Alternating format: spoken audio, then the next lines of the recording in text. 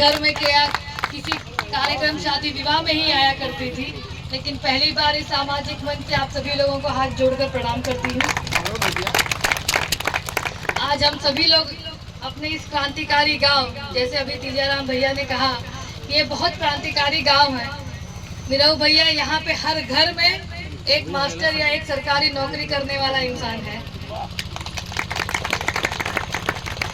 और ये गांव इतना क्रांतिकारी है कि जो प्रधानमंत्री जी की सोच है कि आत्मनिर्भर भारत, तो ये गांव उसका जीता जाता एग्जाम्पल है।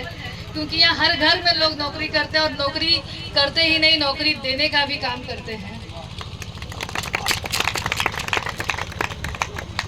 और आपको ये आश्वस्त कराते हैं कि मेहनगर में अगर सबसे बड़ी लीड आपकी होगी तो उसकी शुरुआत हमारी ग्राम सभा पौनी कला से ही होगी। क्योंकि अब तक जो वोट बिखरे हुए थे, उन वोटों को हम लोग सब लोग यहाँ इकट्ठा करने आए हैं। और आप सभी लोगों से ये अनुरोध और ये वचन लेने आई हूँ मैं कि आने वाली 25 तारीख को आप सभी लोग इतनी कमल की बटन दबाएं कि जो आने वाले, अभी जैसे कि विधायक जी ने कहा कि जो आने वाले विरोधी हैं वो अपनी अपनी दुकान यहाँ से बंद करके चले जाएं। वो चाहे हार जाते हैं चाहे जीत जाते हैं, लेकिन कभी दोबारा यहाँ मुड़ के नहीं आते हैं। लेकिन हम लोग ये आश्वस्त करते हैं कि जीतना तो हमारा तय ही है, लेकिन हम लोग हमेशा आपको इसी धरती पर मिलेंगे। और निरहुआ भैया से भी अनुरोध यही है कि जब भी हम लोग आपको याद करें, आप जरूर इस धरती पे आइए, क्योंकि ये एक बहुत क्रांतिकारी धरती है। और यहाँ आपको इतना आशीर्वाद मिलेगा, इतना प्यार मिलेगा कि आप इस धरती को छोड़ के जाना भी चाहें तो नहीं जा पाएंगे।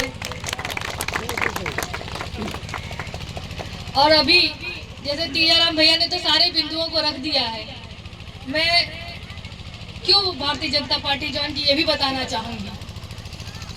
हम सभी लोगों ने मान्यवर, हम सभी लोग यहाँ जितने लोग हैं, ज्यादा से ज्यादा लोग मान्यवर कांचीराम साहब को मानने वाले लोग हैं। और मान्यवर साहब की जो सोच थी कि जो सामाजिक संरचना, जो बाबा साहब का भी सपना था कि समता मूलक समाज बने, समाज में बराबरी हो, और मान्यवर साहब ने भी उस सपने को ही संजोया और आगे बढ़ाने की कोशिश की। उसी सपने को आज आदरणीय प्रधानमंत्री जी आगे लेके चल रहे हैं। और उन्होंने आज सबसे पहला जो काम अभी शुरुआत के दिनों में किया, उन्होंने सारी जातियों को खत्म करके सिर्फ 4 जातियां कही। आज हमारे देश में सिर्फ 4 जातियां हैं, महिलाएं, गरीब, युवा और किसान। और हम तो इसी 4 जातियों पे फोकस करना है, इन्हीं जातियों को आगे बढ़ाना है, तभी हमारा देश समृद्ध होगा, विकसित होगा। आज हम सभी लोग 5 ट्रिलियन इकोनॉमी की तरफ तो बढ़ ही रहे हैं। इतनी महामारी, इतनी कोरोना में जहाँ देश के देश बर्बाद हो गए, बड़े से बड़ा देश चाइना बर्बाद हो गया, पाकिस्तान आज भीख मांग रहा है, लेकिन हमारा देश आज भी उसी तरह से अटल खड़ा है। ये आज आदरणीय प्रधानमंत्री जी की ही देन है कि उन्होंने स्वयं जो सोच वो रखते हैं कि आज हमारे ही देश में सारी चीजों का निर्माण हो, हमें कहीं किसी से कोई चीज लेना ना पड़े। तो उसी के संदर्भ उन्होंने वैक्सीन बनाई और make in India, skill India के तहत कई सारी ऐसी योजनाएं बनाई जिससे हमारे लोगों को रोजगार मिल सके और हम लोग रोजगार लेने वाले नहीं, रोजगार देने वाले बन सके।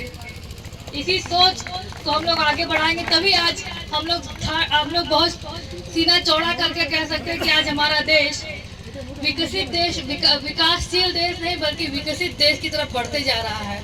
और जल्द ही हम लोग वहां तक पहुंच जाएंगे जहां पे हम लोग अपने भारत को सिर्फ नंबर 1 पर देखना चाहते हैं। और जैसे कि अभी माननीय तीजाराम जी ने कहा कि विरोधी कह रहा है कि संविधान खतरे में है, तो बाबा साहब ने इतने देश का, दुनिया का सबसे ऊंचा संविधान रचा। इतना बड़ा संविधान शायद ही किसी के पास है।